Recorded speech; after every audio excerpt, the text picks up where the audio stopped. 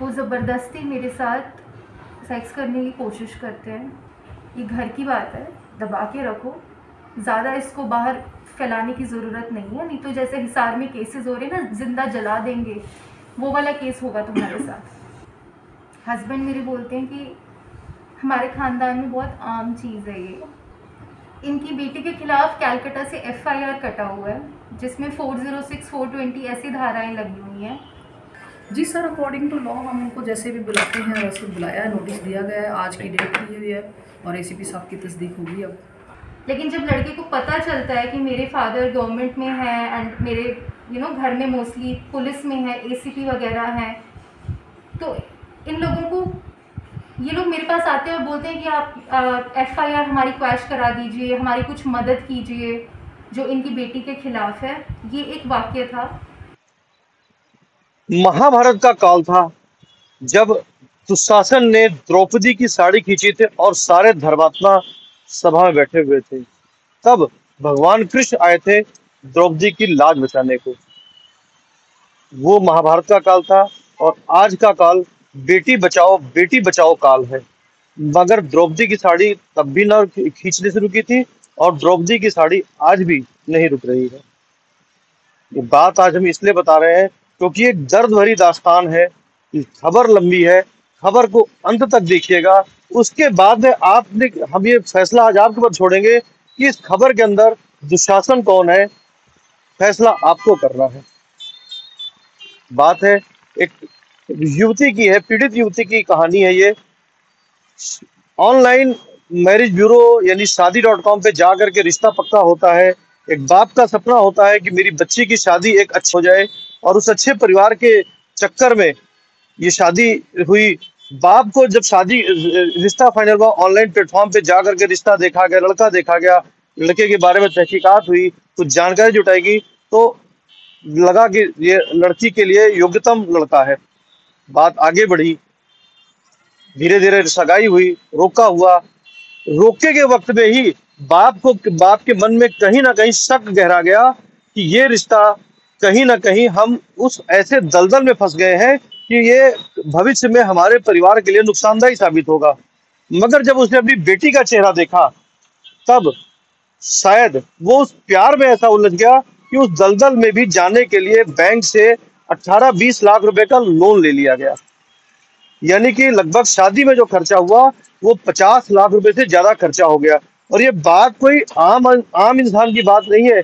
ये बात जो है हरियाणा सरकार में एक लाख अफसर के परिवार की कहानी है, जिनके परिवार के काफी नजदीकी लोग अच्छी पुलिस, अच्छी प्रशासनिक अधिकारियों में, हरियाणा के अधिकारियों में शामिल हैं।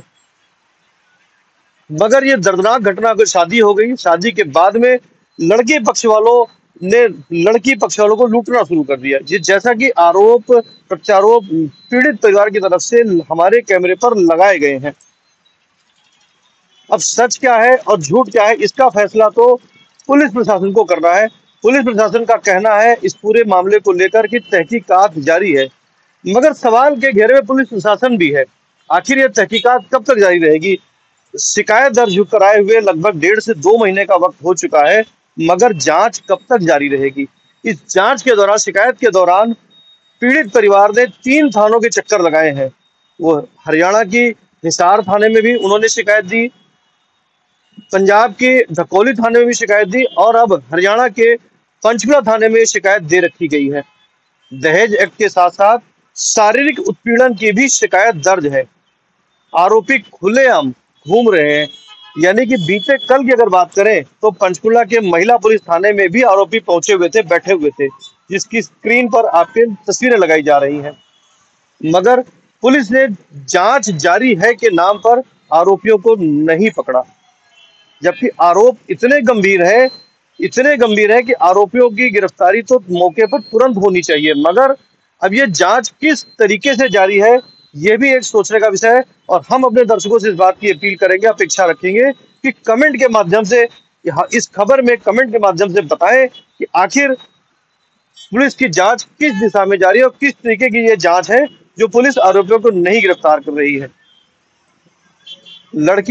बात हो रही थी शादी की, लड़की का एबॉर्शन करवाया गया, पैसे लूटे गए, घर के किराए की किस्तें दी गई, मकान एक बिकवा करके उसका भी पैसा हजम कर लिया गया। ये सारे सबूत परत दर परत लड़की ने यानी पीड़िता ने स्क्रीन पर हमारे कैमरे के सामने लगाए हैं और पूरी कहानी पीड़िता की जुबानी आप सुनिए। हाँ जी, एक आपने शिकायत दर्ज कराई है पंचकुला महिला थाने में, कुछ आपने अपने ससुराल वालों के ऊपर कुछ आरोप लगाए, क्या है पूरा मामला? जी पूरा मामला ये है कि 1 सितंबर 2022 को मेरी शादी हुई थी लड़के से, साहिल गिद्धर नाम है उनका। शादी के बाद मैं प्रेग्नेंट हुई। मेरा इन लोगों ने ज़बरदस्ती मारपीट करके अबॉर्शन करवा दिया। अबॉर्शन के बाद मेरे जो हस्बैंड थे वो मुझे सेक्सुअली बहुत हरास करने लग गए। उनको पता था अच्छे से अबॉर्शन की बात 2-3 दिन बाद कि I was bleeding from down there. वो ज़बरदस्ती मेरे साथ सेक्स करने की कोशिश करते हैं। पहले मुझे उन्होंने बाथरूम के दरवाजे के ऊपर ऐसे फेंका, उसके बाद उन्होंने मुझे बेड पे फेंका and then he started like assaulting मी।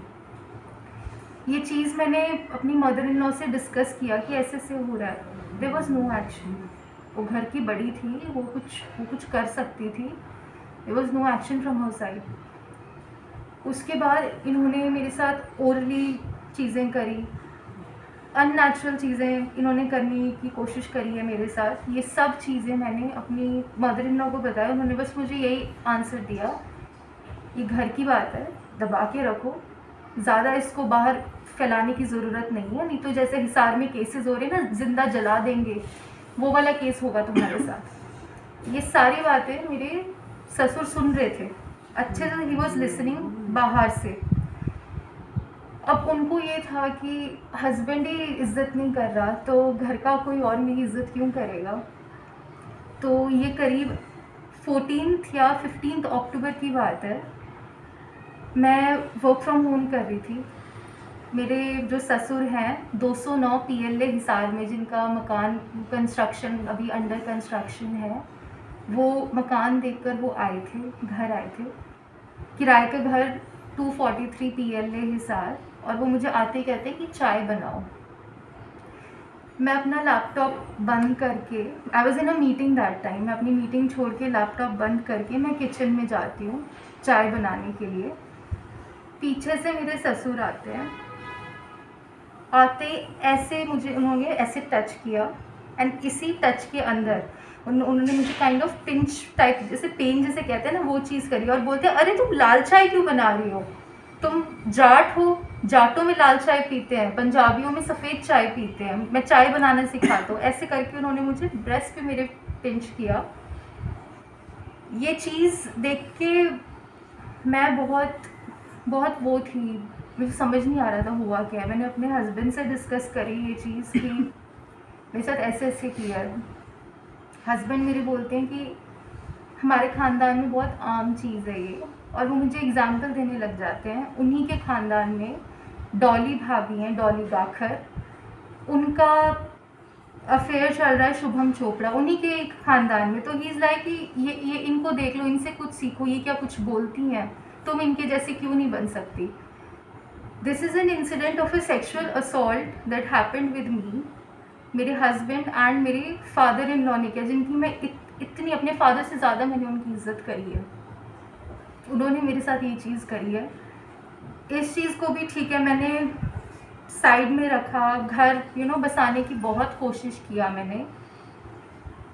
इन्होंने मेरा बच्चा गिरवाया, उसके बाद मुझे सेक्सुअली असॉल्ट करने लग गए, शारीरिक रूप से, फिज़िकली मुझे दे यूज़ टू हिट मी, पैसों के लिए कि पैसे लेकर आओ अपने घर से। इनकी बेटी के खिलाफ कैलकाटा से FIR कटा हुआ है, जिसमें 406, 420 ऐसी धाराएं लगी हुई हैं, और वो सारे पैसे ये लोग मुझसे चाहते थे। मतलब अपनी बेटी को बचाने के लिए दूसरी बेटी का ये लोग उपयोग कर रहे थे।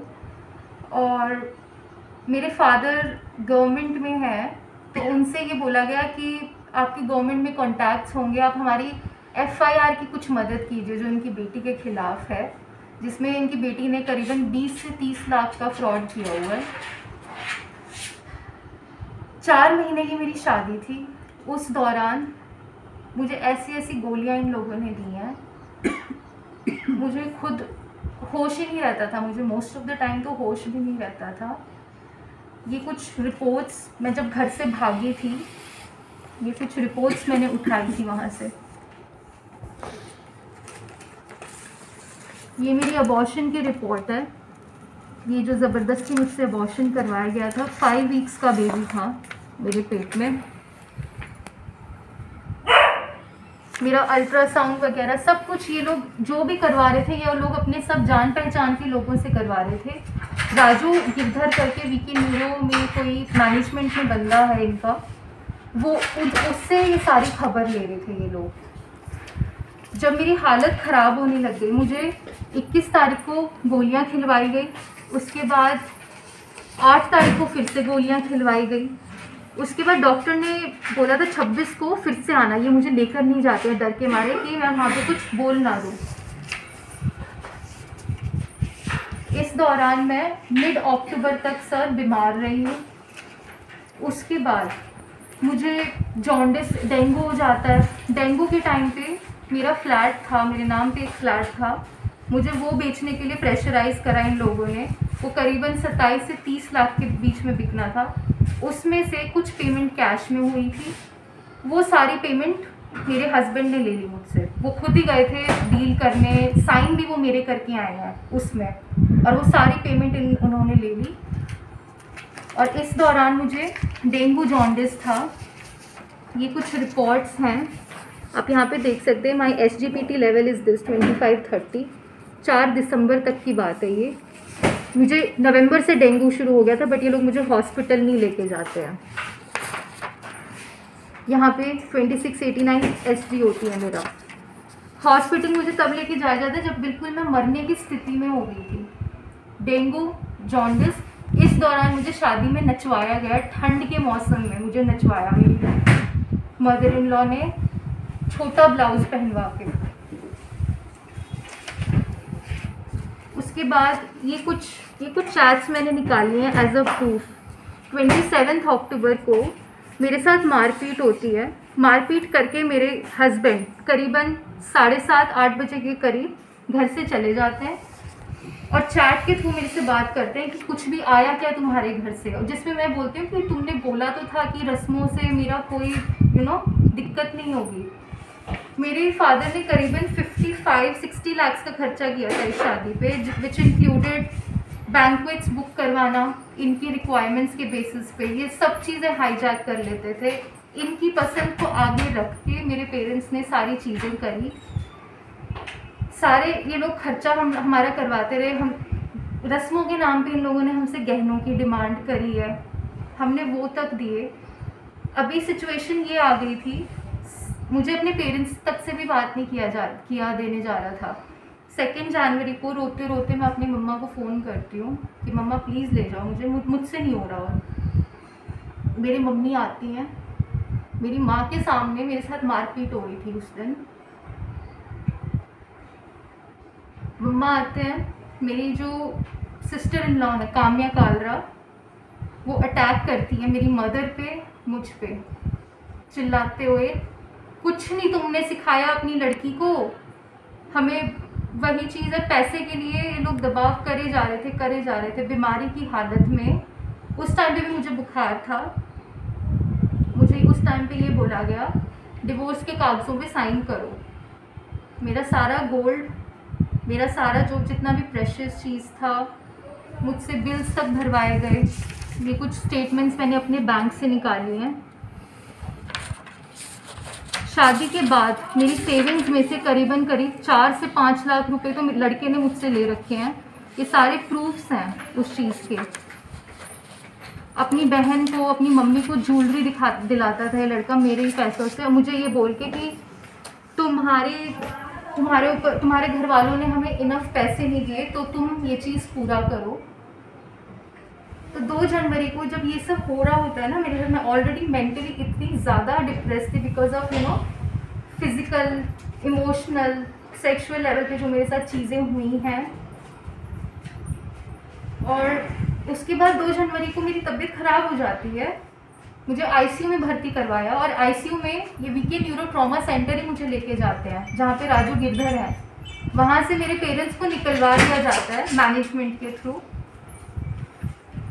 वहाँ पे ये लोग मुझे नशे की गोलियाँ, नशे के इंजेक्शंस और मतलब पता नहीं भिन्न भिन्न प्रकार की चीज़ें मुझे दी गई। Let me show you the report VK Neuro Trauma Centre की।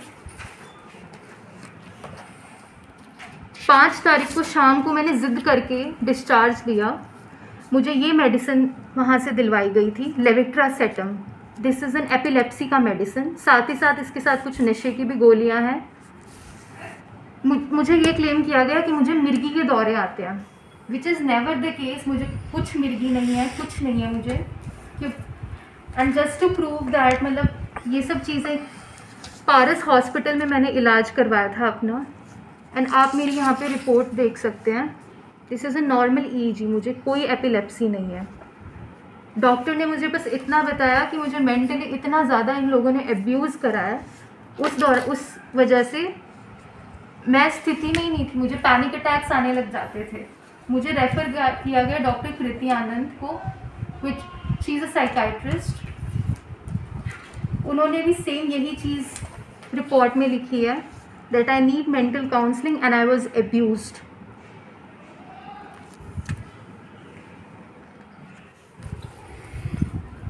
इन रिपोर्ट्स के बाद मैं अपने हस्बैंड के खिलाफ कंप्लेन भी फाइल करने की कोशिश करती हूँ, बट वो कंप्लेन मुझसे उठवा ली जाती है मेरे हस्बैंड के द्वारा, ये बोल के कि नहीं हम कॉम्प्रोमाइज़ करेंगे। और ना ही वो यहाँ पे चंडीगढ़ आते हैं मेरे को किसी भी हॉस्पिटल में लेके जाने के लिए। वो सिर्फ इतना बोलते हैं तुम अपने आप हॉस्पिटल जाओ। अकेले मैं, मेरे पेरेंट्स हॉस्पिटल के धक्के खाते हैं सिर्फ ये देखने के लिए कि मुझे दिक्कत क्या है। दिक्कत कोई नहीं थी। इतने मेरे टेस्ट कराए गए, इतने इंजेक्शंस मेरे हाथों पे इंजेक्शंस लगे हैं इतने ज़्यादा। मेरे साथ कुछ मार्क्स अभी भी हैं मेरे पास इंजेक्शंस के। मेरे साथ मारपीट हुई। यहाँ पे जो दवाइयाँ मुझे दी गई, मेरी पूरी बैग उससे भरा हुआ है। ये सारे मैंने टेस्ट करवाए थे। ये मैं इमरजेंसी में भी गई थी उस दिन।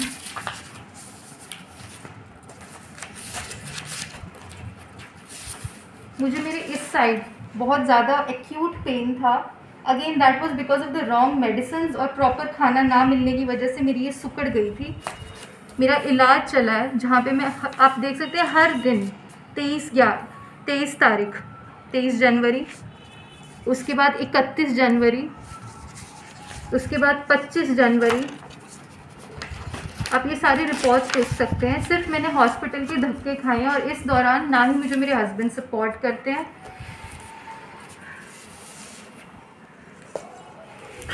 आपने अपनी शिकायत में लिखा है कि आपकी शादी जो हुई थी वो शादी.com से हुई थी।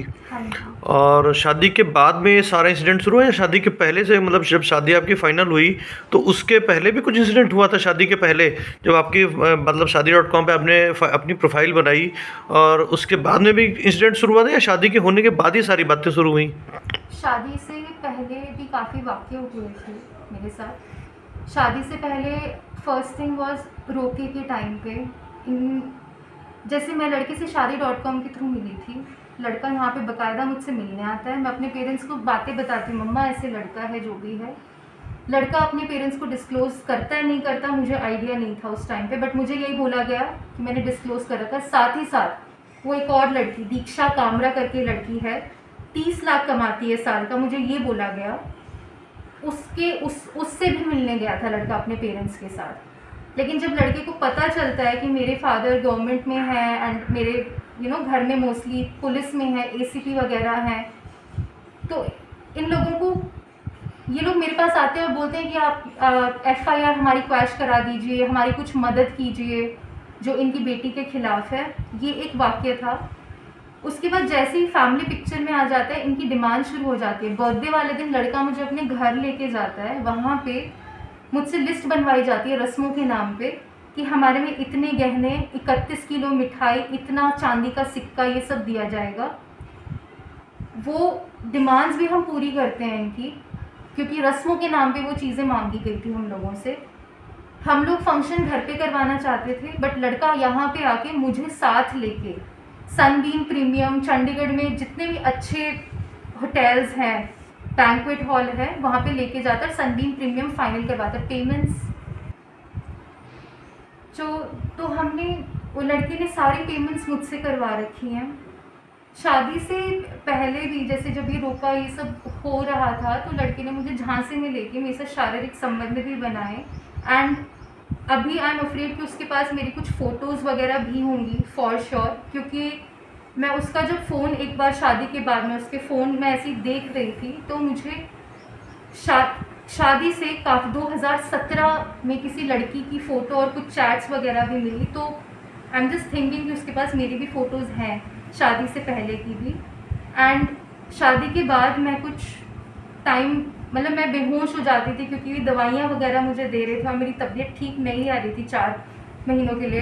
तो आई एम जस्ट अफ्रेड कि इनके पास मेरी कुछ फ़ोटोज़ वगैरह जो नहीं बोल सकती मैं, वो भी होंगी, हैं इस लड़के के पास। तो शादी से पहले इन लोगों ने रोके में हाईजैक किया।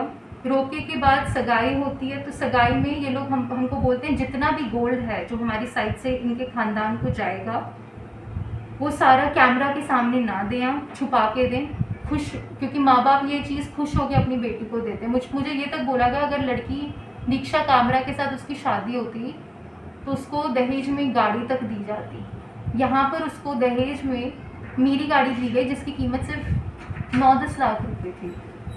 तो ये कुछ वाक़ये हुए हैं शादी के। आपने अपनी शिकायत में अपनी ननद का भी जिक्र किया कि उनके ऊपर भी कोई कलकत्ता में एफआईआर, वो क्या मामला है? जी, उसमें ये है कि उन्होंने 2020 का केस है ये, उसमें मिस्टर रोहन समांता ने उनके ऊपर एफआईआर किया गया है। इन्होंने कुछ ड्राई फ्रूट्स वगैरह, इन्होंने कंपनी खोली थी किसी अमन ठाकुर के साथ मिलके और अराउंड 20 to 30 लाख के बीच में इन लोगों ने फ्रॉड कर रखा। इन्होंने चेक दिए थे, वो सारे बाउंस हो गए थे। और इनको जब रीच आउट करने की कोशिश करी पेमेंट्स वगैरह के लिए, ये अपना एड्रेस बदलती रहती हैं। इनके आधार में कुछ और एड्रेस है, इनके पासपोर्ट में कुछ और एड्रेस है, और फिलहाल ये गुड़गांव में रह रही हैं सेक्टर 39 में, जिसका जिक्र इनके परिवार वालों ने किसी को नहीं कर रखा। मेरे सामने ये तक बातें हुई हैं कि पुलिस वालों को हम पैसे दे देंगे इस केस के लिए, कामया का रफा दफा करने के लिए। और तभी इन लोगों ने हमको भी रीच आउट किया था, बट हम इस केस में नहीं पढ़ना चाहते। और जब मेरे पेरेंट्स ने मना कर दिया तो दे वर लाइक कि आप एफआईआर में मदद नहीं करेंगे तो हमें पैसे दे दो। आपकी शादी हिसार में हुई थी, और तो क्या आपने हिसार पुलिस को भी कोई शिकायत दी थी क्या? जी हाँ, मैं 9 तारीख को कॉम्प्रोमाइज़ के उससे गई थी। अकेली मुझे भेजा गया था मेरे पेरेंट्स ने ड्राइवर के साथ। मुझे घुसने नहीं दिया घर के अंदर। उस दौरान मैंने पुलिस को फ़ोन किया, 2 बार मैंने हिसार पुलिस को फ़ोन किया है। एक बार मैंने 27 जनवरी को फ़ोन किया था जिसमें मैं कुछ सामान लेकर आई थी अपना। मैक्सिमम सामान तो लड़के ने रख ही रखा था, कुछ सामान में मेरे लैपटॉप, मेरा कंप्यूटर, जो मेरा ऑफिस का सामान है वो मैं लेकर आई थी। वहाँ पे मैंने जब कंप्लेन के लिए बोला तो उन्होंने बोला आप पंचकुला में दीजिए कंप्लेन क्योंकि आप वहाँ के निवासी हैं। मुझे ये बोला गया, मेरी कंप्लेन नहीं ली गई। मैंने ये तक बोला था उनको कि लड़का कनाडा भाग जाएगा, और वही हुआ। मुझे नहीं पता, पुलिस की शय मिली है इन लोगों को, तभी ये लड़का कनाडा भाग चुका है। अब जी, इसका सारा गोल्ड भी रख लिया हमने। जो इतना हार, इतना महंगा गोल्ड डायमंड्स दिए थे, सारा का सारा सोना निकाल के उन्होंने अपनी लॉकर में रख लिया। अब पता नहीं कहाँ गया सोना। इस पे ब्लेम लगा रहे ये ले आई, कुछ नहीं। ये तो नंगी बुच्ची आई थी, इसके पापा लेने गए थे। बिल्कुल इसे चलने की भी हालत में नहीं थी ये लड़की। नीचे से ब्लीडिंग, ऊपर से इसकी मार कुटाई, बेहोश, ब्रेन अटैक, बहुत बुरा हाल हुआ है इसके साथ। और जो शादी, आजकल के ज़माने में शादी नहीं करनी चाहिए लड़कियों को, क्योंकि पता नहीं अगला घर कैसा मिले। अपना अनाथ आश्रम से बच्चा अडॉप्ट करो और अपना आराम से ओम शांति करो, अपने घर में भक्ति भाव में रहो, वही बस यही जीवन है। आपने इन्होंने आपको कब बताया कि मेरे साथ ऐसी ऐसी घटनाएं हो रही हैं, और फिर आप लोगों ने क्या एक्शन लिया था? जी, जब शादी हुई ना, हमको मिलने ही नहीं दिया 4 महीने तक। हम गाड़ी में जाते थे, आ जाते थे, हस्बैंड वाइफ। लॉक लगा रहता था, पड़ोसियों से पूछते थे, बोले हमें क्या पता, हमें क्या पता। जब इसने 2 जनवरी को इसने फ़ोन करा, मम्मी आ जा, मैं मरने वाली हूँ। जब मैं भागी गई हूँ, जब भी इस लड़की को इधर उधर घुमा रहे हैं, जब मैंने इस लड़की को, ये गेट के बाहर हमारे इंतज़ार कर रही थी, मैं भागी गई, मैं बेटा क्या हुआ? बोला मम्मी फिर पीट दिया। बस ये बोल के ब्रेन अटैक, मुझे भी, मेरी भी पिटाई की गई। इसकी ननद ने मेरा गला बीच के मुझे नीचे गिराया, मेरे हस्बैंड को मारा। हम दोनों की पिटाई, मतलब हम 3 ही जने थे, ड्राइवर हमारा बाहर था। जब मैं चिल्ली मारने लगी, जब इस लड़की को हम हॉस्पिटल ले गए, कोमा में चली गई थी लड़की। बस ये हुआ था। और उसी दौरान जब भी ये बेहोश हुई, उसी दौरान इनका कोई फैमिली डॉक्टर है, नीले रंग का इंजेक्शन, उस इंजेक्शन के अंदर नीला रंग था, वो इसके अंदर डाला। इतना ज़बरदस्त इंजेक्शन, मतलब अगले दिन भी इसको होश नहीं आ रहा है। 6, 7, 8 बजे हम पहुँचे थे, 7 बजे इसको इंजेक्शन ठुका था हाथ पे, और ये सुबह 8-9 बजे बोलने लगी थी, मम्मी मेरे साथ ये हो रहा है, हम तो लेके चले गए अपनी लड़की। जो पुलिस को शिकायत दी गई है उसमें लिखा गया है कि शादी में हीरे की अंगूठी, डायमंड के हार, चांदी के सेट, तो क्या ये सब किनके कोई प्रूफ है आपके पास में? हाँ जी, हैं प्रूफ। कोई प्रूफ आप दिखा सकते हैं अगर आप कैमरे पे? क्योंकि आपने शिकायत में दर्ज कराया सारा कुछ जो ये बातें। ये 3 लाख रुपए की ईयरिंग दी गई है, कुछ 5 लाख रुपए के डायमंड के सेट दिए गए हैं। जी, सारी चीज़ें हैं। ये सगाई का फ़ोटो है जिसमें मेरी सिस्टर, इनकी नातिन है, मेरी सास की नातिन, उसको डायमंड के इयररिंग्स दे रही थी। और जो रोके में कुछ चीज़ें दी गई हैं उसकी भी फ़ोटोज़ हैं यहाँ पे। हमने ब्लैक एंड वाइट में प्रिंट्स कराए हैं इनसे। 1 सेकेंड,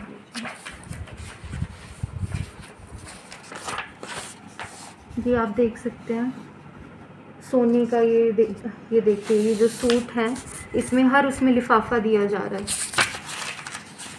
ये देखिए आप, ये देखिए, ये सारे उनके डिमांड्स के हिसाब से। अब बताइए, रोके में हमसे ये कुछ सामान था, कुछ सामान नीचे भी था, इतना सामान तो हमसे रोके में मांगा गया इन लोगों ने। गाड़ी वगैरह भी दी थी आप लोगों ने? हाँ जी, गाड़ी मेरे नाम पे थी, बलिनो गाड़ी दी गई थी, लेकिन इन लोगों ने हमें मना कर दिया कि दिखाकर नहीं देना, पीछे से देना है। लेकिन वो गाड़ी मैं ले आई थी वहाँ से, जब मैं अपनी जान बचा कर आई हूँ। तो पंचकुला पुलिस में आपने शिकायत दी है, कब दी थी शिकायत आपने? 7 फरवरी को मैंने अपना कंप्लेन दिया था। और लगभग 2 महीने हो चुके, 60 दिन से ज़्यादा। तो क्या हुआ, पुलिस ने क्या कार्रवाई की? देखिए, उनको बुलाया गया। फर्स्ट टाइम जब बुलाया गया, एक्यूज्ड 4 लोग हैं मेरी कंप्लेन में, उसमें से सिर्फ 2 लोग आते हैं। और अपने साथ 4 लोग कौन कौन है? काम्या कालरा, नीलम गिरधर। काम्या कालरा कौन है? ननंद है मेरी। ठीक है। नीलम गिरधर सास है मेरी, प्रेम सागर गिरधर मेरे ससुर हैं, साहिल गिरधर मेरे हस्बैंड हैं। इन 4 के खिलाफ कंप्लेन दिया था। उसमें से सिर्फ Neelam and Prem Sagar Girdhar police station में आते हैं, और वहाँ पे काम्या को नहीं लेकर आते हैं ये लोग। और अपने साथ पता नहीं किन्हीं लोगों को ले आते हैं जिनका इस केस से कोई रिलेशन भी नहीं था, मुझ पे प्रेशर बनाने के लिए। पुलिस स्टेशन के बाहर मुझ पे प्रेशर बनाया जाता है, अपनी कंप्लेन वापस लो। मैं बोलती हूँ मुझसे पैसे लिए गए, इतनी सारी चीज़ें मैं उन्हें बताती हूँ कि मेरे साथ यही हुआ है। जो उनके साथ लोग आए थे वो मुझे बोलने लग जाते हैं कि अच्छी शिक्षा नहीं मिलेगी तुमको, तुम्हारे पेरेंट्स ने अच्छी शिक्षा नहीं दी तो तुम्हारे साथ यही होगा। मैं ये बातें पुलिस स्टेशन में बताती हूँ। पुलिस स्टेशन में उनको मोहलत दी जाती है कि 22 तारीख को आप आएंगे सेकंड मीटिंग में और अपने बेटे से मेरी बात कराएंगे। मुझे वेयर अबाउट्स का नहीं पता, साहिल गिरधर कहाँ पे है कनाडा में, कुछ नहीं पता है मुझे। सेकंड मीटिंग में कोई नहीं आता है, सिर्फ प्रेम सागर गिरधर आते हैं और किन्हीं आदमियों को लेके आते हैं। वहाँ पे मुझ पे बस प्रेशर बनाया जाता है कि 18 लाख रुपए लो, और जो मेरा ही ज्वेलरी है जो प्रेम सागर गिरधर और नीलम गिरधर ने रख रखा है वो लो, और डिवोर्स के कागज़ों पे साइन करो, नहीं तो तुम्हें, तुम्हारे पेरेंट्स को, तुम्हारे पूरे ख़ानदान को हम बर्बाद कर देंगे। उसके बाद उस मीटिंग में भी कुछ नहीं होता। थर्ड मीटिंग में भी एक्यूज में से सिर्फ वही प्रेम सागर गिरधर आते हैं। सेम चीज़ रिपीट हो रही है मेरे साथ। हम लोग इस चीज़ से इतना फ्रस्ट्रेट हो गए हैं। एक तरफ ये बोल रहे हैं कि ये कॉम्प्रोमाइज़ की काउंसलिंग चल रही है, बट आई डोंट थिंक ये कॉम्प्रोमाइज़ की काउंसलिंग थी। मुझ पर प्रेशर बनाया जा रहा था कि मैं कंप्लेन वापस लूँ और FIR आगे ना प्रोसीड करूँ। तो अभी आप क्या चाहती हैं, मतलब आपने मतलब जो शिकायत दी है तो क्या चाहती है प्रशासन से, पुलिस से, क्या मदद चाहिए आपको? देखिए, आई जस्ट वांट कि जो मेरा केस है उसको सीरियस लिया जाए। जो एक्यूज्ड हैं, जो मैंने एलिगेशंस लगाए हैं, उनकी प्रॉपर इन्वेस्टिगेशन करके उनको सज़ा दो। I want justice. मैंने ट्विटर पे भी डाला है ये वाली चीज़ को। ट्विटर की तरफ से भी कंप्लेन एट द एंड वहाँ पे सिविल लाइंस पुलिस थाने में जाती है, वहाँ से भी मेरी कंप्लेन को घुमाया जा रहा है कि आप पंचकुला रहती हैं। ट्विटर में किसको टैग किया था आपने? ट्विटर में मैंने काफ़ी लोगों को टैग किया, CMO Haryana, Anil Vij, NCW women का जो एसोसिएशन है, नरेंद्र मोदी, मैंने सबको टैग किया है, जितने भी लोग हैं I think can help out. इसी मामले पर बीते कल जब हमने पंचकुला महिला थाने की SHO नेहा चौहान से बात की कि इस पूरी जो शिकायत आई इस पर क्या कार्रवाई हुई है, तो नेहा चौहान ने क्या कुछ कहा वो भी सुनिए। मैम, आपके थाने में एक महिला ने शिकायत दर्ज कराई है, कुछ दहेज का मामला की शिकायत दर्ज हुई, कुछ 70-80 लाख रुपए का उन्होंने शादी में खर्चा किया, क्या मामला है पूरा, आप अगर बताएं तो। जी सर, हमारे पुलिस स्टेशन में इसकी कंप्लेंट प्राप्त हुई थी और उसके बाद हमने इनकी काउंसलिंग की है और थ्रू प्रॉपर चैनल इस पर अब FIR रजिस्टर हो चुकी है। 31 नंबर FIR है हमारी और उस पर हम जांच कर रहे हैं और ACP साहब की तस्दीक होगी और आगे की कार्रवाई अमल में लाई जाएगी। इसमें आरोपी पे भी कोई कार्रवाई हुई अभी? जी सर, अकॉर्डिंग टू लॉ हम उनको जैसे भी बुलाते हैं वैसे बुलाया है, नोटिस दिया गया है, आज की डेट दी हुई है और ACP साहब की तस्दीक होगी। अब महिला का आरोप लगाया हुआ है, उसने शायद शिकायत के बाद दोबारा दूसरी शिकायत दी है कि उसके ससुर के ऊपर भी उसने आरोप लगाया है, कुछ सेक्सुअल असॉल्ट के आरोप लगाए हैं, उस पर भी कुछ कार्रवाई? जी सर, जो उसकी इनिशियल कंप्लेंट थी उसमें ऐसा कोई आरोप नहीं है कि उसके ससुर ने उसके साथ छेड़खानी की है या कुछ। तो मेरे ख्याल से कल कुछ ऐसी कंप्लेंट दे रही थी वो और हमने उसको भी ऑब्जर्वेशन में रख लिया, उस पर भी जांच होगी। कोई डेट टाइम कोई जगह कोई प्रॉपर बता नहीं रही है कि बस हुआ है यही बता रही है। इन्वेस्टिगेशन करेंगे और अगर कुछ ऐसा सामने आता है तो कार्रवाई की जाएगी। ठीक।